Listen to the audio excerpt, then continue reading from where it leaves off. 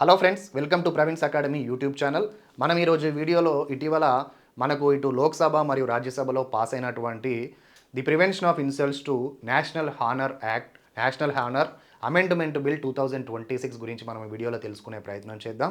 In simple words, ఈ bill యొక్క ముఖ్య ఉద్దేశం ఏంటంటే మనకు 1971లో పాస్ అయినటువంటి the prevention of insults to national honour act, మనకు 1971లో వచ్చినటువంటి ఆ యాక్ట్లో మన నేషనల్ అంతమైనటువంటి జనగణమనకి, అలానే నేషనల్ ఫ్లాగ్కి, అలానే కాన్స్టిట్యూషన్ ఆఫ్ ఇండియాకి ఎటువంటి లీగల్ అలానే మరియు స్టాచ్యుటరీ ప్రొటెక్షన్ ఇచ్చారో సేమ్ ఇటువంటి లీగల్ అండ్ స్టాచ్యుటరీ ప్రొటెక్షనే మన నేషనల్ సాంగ్ అయినటువంటి వందే మాతరానికి కూడా ఉండాలి అనే ఉద్దేశంతో మనకు ఈ అమెండ్మెంట్ బిల్లుని తీసుకురావడం జరిగింది.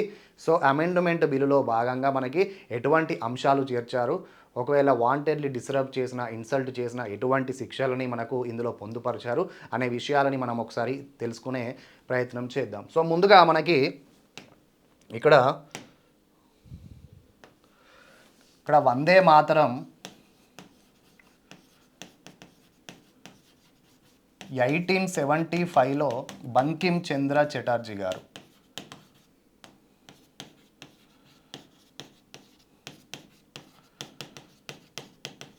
మనకు రాశారు. November 7, to be more precise, November 7 రోజు మనకి ఇది రాశారు.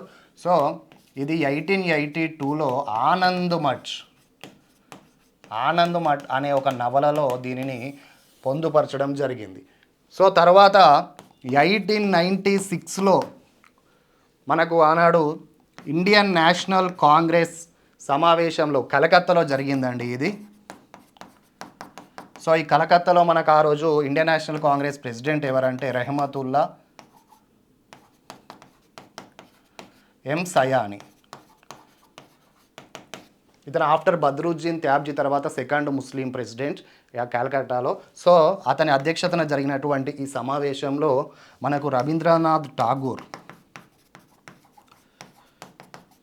సో ఈ రాసినటువంటి వందే మాతరానికి ఒక రాగం కట్టి మొట్టమొదటిసారిగా సమావేశంలో పాడడం జరిగింది. సో రవీంద్రనాథ్ లాంటి ఒక టాలెస్ట్ స్టేజర్ ఉన్నటువంటి వ్యక్తి ఆ గేయాన్ని ఆలపించడం వల్ల ఆ వందే మాతరం గేయానికి ఒక విస్తృతమైన ఒక ప్రచారం, అలానే విశిష్టమైన ఒక పేరు వచ్చిందని కూడా చెప్పొచ్చు. సో తర్వాత మనకి 1905లో లార్డ్ కర్జన్ ఎప్పుడైతే పార్టీషన్ ఆఫ్ బెంగాల్ చేశాడో అప్పుడు ప్రజలు కూడా బయటకు వచ్చి స్వదేశీ ఉద్యమం చేపట్టడం, అందులో భాగంగా వందే మాతరం నినాదాలు ఇవ్వడం. సో బ్రిటిష్ వారికి వందే మాతరం నినాదాలు ప్రజల యొక్క ఐకమత్యం ఎలా చాటిందో మనకు బ్రిటిష్ వారి యొక్క చర్యల ద్వారా వారి యొక్క భయాలను కూడా మనం చెప్పవచ్చు, వారికి ఎలా భయం పుట్టిందో అని కూడా చెప్పవచ్చు. ఈ వందే మాతరం మీద కూడా నిషేధం విధించారని కూడా చెప్పవచ్చు. వందే మాతరం స్లోగన్స్ ఇచ్చిన వారిని జైల్లో పెట్టడం, వందే మాతరం స్లోగన్స్ ఇచ్చిన వారి లాఠీ చార్జీలు చేయడం, సో విస్తృతంగా వారి యొక్క హింసాత్మక చర్యలు కూడా వందే మాతరం స్లోగన్స్ చేసిన వారి మీద కూడా చూపెట్టారు. So that is the power of Vande Mataram అని కూడా చెప్పవచ్చు. ఈ వందే మాతరం అనే గేయం ముఖ్యంగా మనకి ఇటు బెంగాలీ మరియు సాంస్క్రిట్ యొక్క పదాల మిశ్రమ కలయిక అండి. సో ఇటు సాంస్క్రిట్ మరియు బెంగాలీ యొక్క పదాల మనకు మిశ్రమ కలయిక అని కూడా చెప్పవచ్చు. సో తర్వాత 1907లో మేడం బికాజీ కామా మొట్టమొదటిసారిగా జర్మనీలో ఫారెన్ సాయిల్ మీద మనకు ఈ జాతీయ జెండా ఎగరేసిన టైంలో మనకు ఆ జాతీయ జెండా మీద వందే మాతరం అని రాసి ఉంటుంది. సో 1907లో ఎక్కడండి ఇది?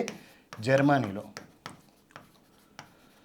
సో తర్వాత మనకు 1937లో ఇండియన్ నేషనల్ కమిటీ సమావేశంలో ఈ వందే మాతరంలోని మొదటి 2 స్టాంజాస్ని, అంటే తెలుగులో ఏమంటారు, చరణాలు అంటారు, మొదటి చరణాలని అధికారికంగా స్వీకరించడం జరిగింది. సో తర్వాత 1950, సో జనవరి 24న మనకు 1950 నాడు constituent assembly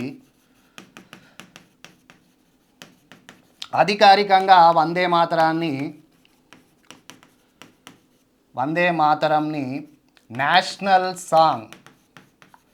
national song status మనకి ఇవ్వడం జరిగింది. అప్పుడు ఉన్నటువంటి ప్రెసిడెంట్ రాజేంద్ర ప్రసాద్ గారు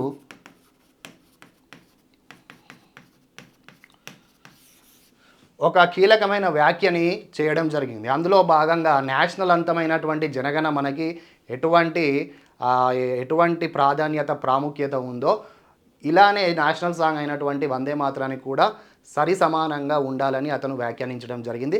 అతని యొక్క వ్యాఖ్య మనకు 2026 ఈ అమెండ్మెంట్ బిల్లు ద్వారా దానికి ఒక కీలకమైన సార్థకత లభించిందని మనం కూడా చెప్పొచ్చు. సో అసలు ఈ బిల్లులో చేపట్టినటువంటి కీలకమైన అంశాలు ఏంటంటే, అలా ఇంకో 2 ఇంపార్టెంట్ పాయింట్స్ చెప్తే, ఈ అరబిందో ఘోష్ గారు కూడా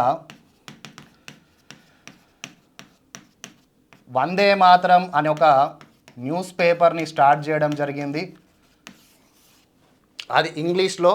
అలానే లాలా లజపతి రాయ్ గారు కూడా పంజాబ్లో వందే మాతరం పేరుతో ఉర్దూ పత్రికను కూడా స్టార్ట్ చేయడం జరిగింది. సో నెక్స్ట్ ఇక్కడ వందే మాతరం ఈ గేయాన్ని మనం ఒకసారి వింటే, భారతదేశం కేవలం ఒక భూభాగంగా మాత్రమే కాకుండా ఇక్కడ ఉన్నటువంటి ప్రజలని కాపాడే ఒక జగన్మాతగా కూడా వర్ణించడం జరిగింది. ఆ నీళ్ళు అయితేనేమి, తిండి అయితేనేమి, అలానే రక్షణ అయితేనేమి, ఇటువంటి ఇచ్చే ఒక జగన్మాతగా మనకు క్లియర్ కట్గా ఈ పదాల ద్వారా మనకు అర్థమయ్యే అవకాశం ఉంటుంది. నెక్స్ట్ అసలు ఈ బిల్లులో ఉన్నటువంటి కీలకమైన అంశాలు, కీలకమైన పాయింట్స్ ఏం చేర్చారో ఒకసారి చూద్దాం. So it is still awaiting for the president's approval. మన పార్లమెంట్లో మనం చెప్పాము, పార్లమెంట్ అంటే ఇటు లోక్సభ, ఇటు రాజ్యసభ మరియు president is always an integral part of the parliament. When the bill that is passed in the Lok Sabha, Rajya Sabha has to get the assent from the president, then only the bill becomes an act అని కూడా చెప్పొచ్చు. Now this bill is awaiting for the president's approval. So when the president gives his or her assent, then it will become an act అని కూడా చెప్పొచ్చు. So next ఒకసారి మనం ఇక్కడ provision చూస్తే, ఫస్ట్ ప్రొవిజన్ వచ్చి the prevention of insults to national honour amendment bill 2026 amends section 3 of the prevention of insults to national honour act 1971. ఏ section amend చేస్తుందండి? మనకు section 3 of prevention of insults to national honour act 1971. Next it extends the same legal protection to national song Vande Mataram that is currently afforded to national anthem Jana Gana మనకి ఎటువంటి legal and statutory protection ఇచ్చారో according to 1971 act, same అటువంటి legal ప్రొటెక్షనే మనకి ఇప్పుడు వందే మాతరం గేయానికి కూడా ఇవ్వనున్నారని మనకు clear కట్గా mention చేయడం జరిగింది. This amendment makes it an offensive to intentionally prevent this singing the national song or to cause disturbance to an assembly engaged in singing. చూడండి, ఇక్కడ ఎవరైనా సరే కావాల్సుకొని ఇంటెన్షనల్లీ ఈ పాటను, ఈ గేయాన్ని పాడడంలో డిస్టర్బ్ చేసిన, అలానే డిస్టర్బెన్స్ చేసిన అసెంబ్లీలో సింగింగ్ టైంలో, అంటే అసెంబ్లీ సందర్భంలో మనకు ఒక సభ ఉన్నప్పుడు అటువంటి సందర్భంలో ఈ గేయాన్ని ఆలపించినప్పుడు కావాల్సుకొని డిస్టర్బెన్స్ క్రియేట్ చేసినా కూడా it is an offence now. Next penalty of up to 3 years. ఎటువంటి అఫెన్స్, ఎటువంటి penalty? 3 years in prison, a fine or both. అంటే 3 సంవత్సరాల జైలు శిక్ష అండ్ ఫైన్, లేదా ఇవి 2 కూడా విధించే అవకాశం ఉంటుంది. అందుకే ఈ బిల్లుని పెట్టడం జరిగింది.